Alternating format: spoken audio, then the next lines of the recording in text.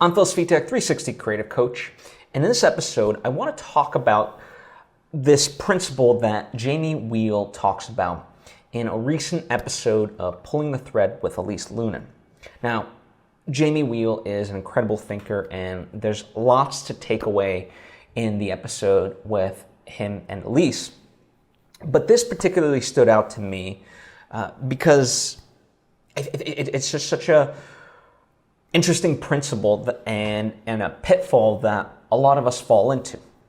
And it's this notion that whenever we first do something, call it, I'm going to specifically talk about it in terms of the self-help realm, but, whether it be breath work, meditation, therapy, whatever else, the ROI is like 80% off of just the first,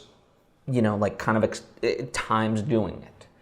And because it's such a, as he talks about, it's such a novel thing, right? It's our first time doing it. And so our minds are like open and blown away of like, holy smokes, this actually works.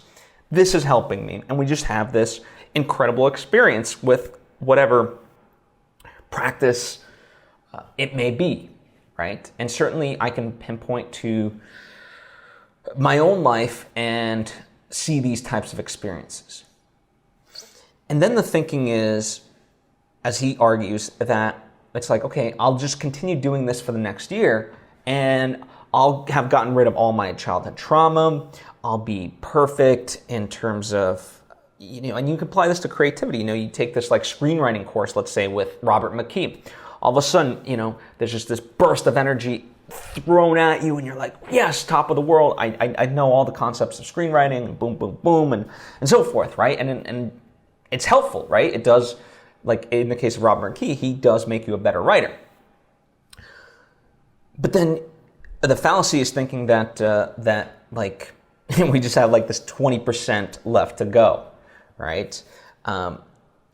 And that we can do it in a fast amount of time, a year, two, whatever. And it's like, no. The interesting part is like, it felt like such a rush and things like that because it was so new. But, you could look at any master, be it Buddha or anyone else. Becoming a master is a lifelong process. No different than like when we look at education. Education is a lifelong pursuit, knowledge and so forth. And so the fallacy becomes in thinking that there's just a tiny amount of work and that we'll get rid of all these things. There's layers to this, and we have to kind of accept that and understand that whatever we want in life, as beneficial as it may be right off the bat, it will, in order to continue utilizing it, it really has to be a lifelong pursuit. Now, it's not to say that if you, give up on something that's a terrible thing and that you haven't benefited from it. Sure. But understand that like there really, when it comes to like self-help, when it comes to, the arts, right?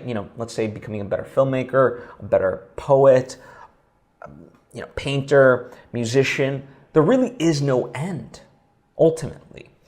And so that's why I think we can, when we look at what he's talking about, at least as I see it, you have to apply it to the long term.